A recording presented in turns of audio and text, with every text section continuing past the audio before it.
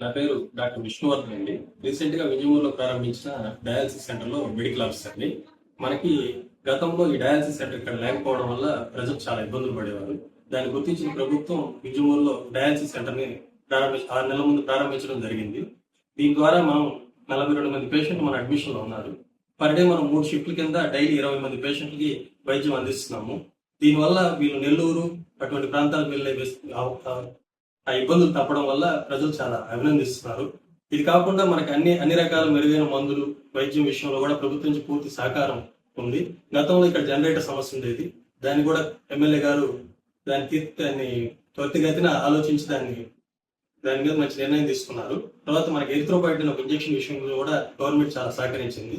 దీనివల్ల ప్రజలు చాలా చాలా అభినందిస్తున్నారు.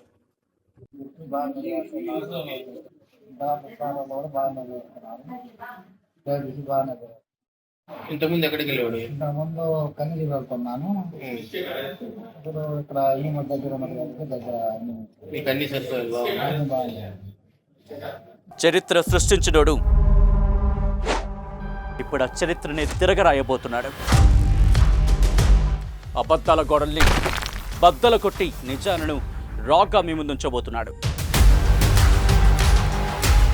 నిజమైన వార్తల కోసం వెంటనే డౌన్లోడ్ చేసుకోండి రా యాప్ని.